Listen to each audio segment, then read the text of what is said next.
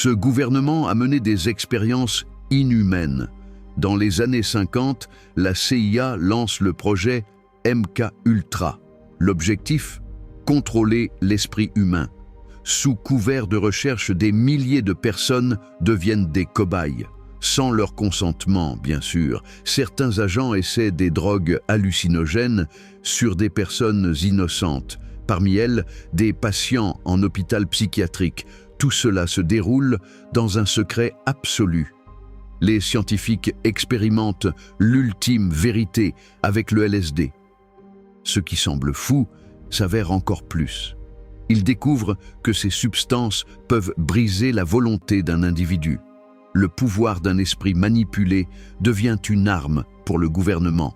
Les implications de ce projet sont dévastatrices.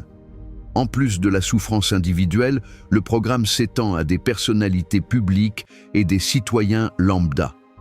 L'éthique devient un mot vide. Des témoignages émergent. Des victimes dévoilent des souvenirs enfouis. Leurs esprits endommagés à jamais par des procédés cruels et immoraux. Puis un événement décisif. En 1973, le directeur de la CIA détruit des milliers de documents. Une tentative désespérée de cacher les horreurs du projet. Mais des révélations continuent de surgir.